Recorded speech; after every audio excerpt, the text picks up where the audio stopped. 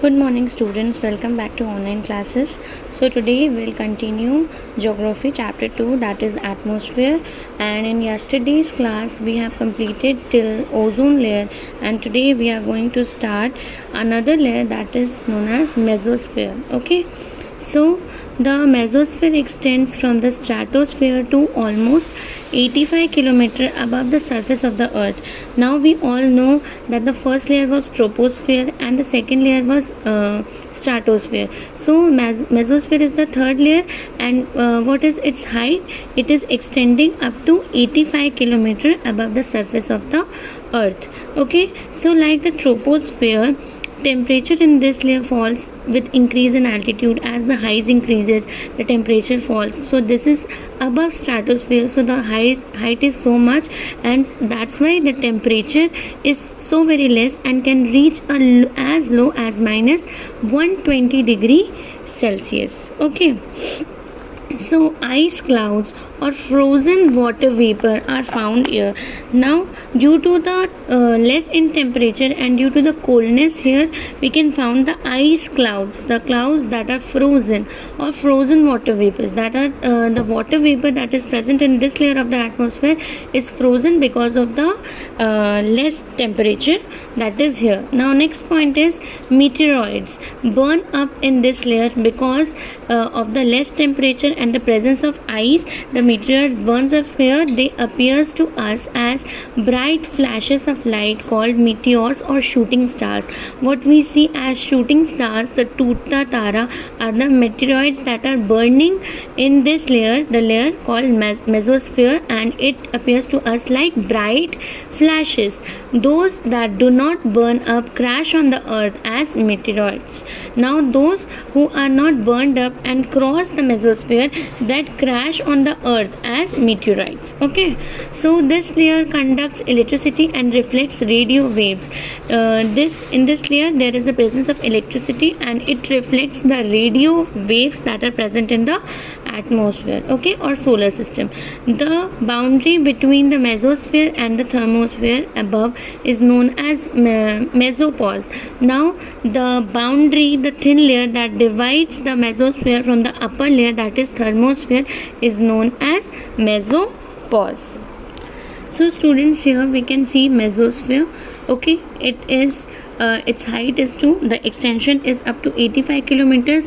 Here we can see in the picture the presence of meteorites that are burning here and appears to us like flashes. Okay, so now we are going to study about the other layer, the above layer, that is thermosphere. Okay, now what is thermosphere? The thermosphere extends from the mesopause to 690 kilometer. It is extended up to 690 kilometers. Its height is 690 kilometers above the surface of the earth.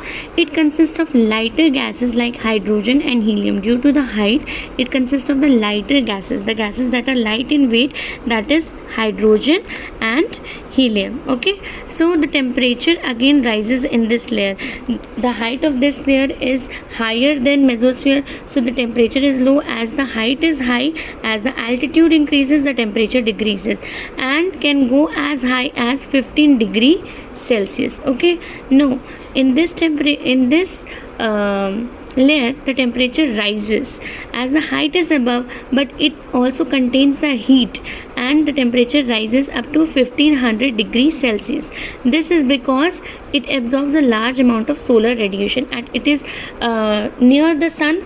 This layer is near the sun, so it absorbs the large amount of solar radiation that is coming from the sun. So due to that solar radiation, the temperature increases in this layer and the temperature is up to 1500 degrees Celsius. It means so very high temperature. The boundary between the thermosphere and the exosphere, means the last layer of the atmosphere, beyond it is called the thermopause. The thin layer that divides thermosphere to exosphere is known as thermopause. Now we will study about the exosphere. Now what is exosphere? The exosphere is the outermost layer of the atmosphere. Okay, the innermost was the troposphere and the outermost is the exosphere. It consists mainly of hydrogen. It is made up of mainly with the gas called hydrogen. In its outer reaches, the exosphere merges with interplanetary space. The outer space of the exosphere means, if you imagine exosphere like this, if it starts like this is the inner layer, okay, and if it becomes the outer layer of the atmosphere merges with the interplanetary space, because here after the atmosphere, the layers of atmosphere ends the interplanetary space, that is our solar system space starts. Okay, so interplanetary space merges with the outer layer of the exosphere. Now what is ionosphere? A zone of electrically charged air called the ionosphere. There is a zone that is electrically charged, in which there is electrically charged air, and this zone is come to known as ionosphere. Okay, is present in the upper atmosphere. Now this layer of earth, the charged air is present on the upper atmosphere, on the upper layer of atmosphere, that is in the exosphere. It extends from the top half of the mesosphere to the lower part of the exosphere. Now from where to where there is the ionosphere present? Okay, wait, so the ionosphere is present from here, from mesosphere, outer layer of the mesosphere, to the inner layer of the exosphere. Means in this part we can see ionosphere. Okay students, so here the molecules of air are broken up into tiny charged particles called ions. Here the molecules that are present in the air are broken up into tiny charged particles that produces the electricity, and these particles are known as ions.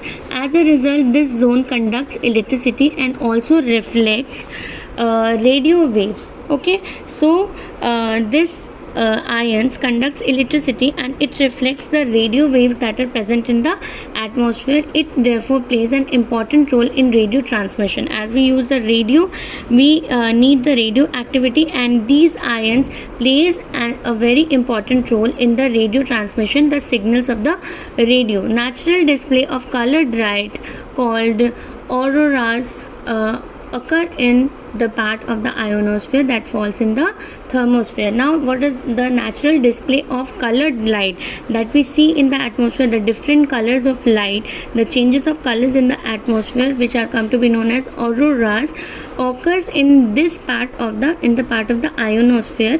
This happens on the part of the ionosphere that falls in the thermosphere. The part of the ionosphere that is present on the layer of thermosphere is responsible for the color changes, and that is known as auroras. Okay, so in today's class we are completing up to ionosphere, and we will continue in the next class. So your homework is you have to write the definition of the highlighted words like the auroras, ionosphere, ions, etc. And if you have any doubt, you can contact me personally, and in the next class we will complete the chapter atmosphere. Thank you.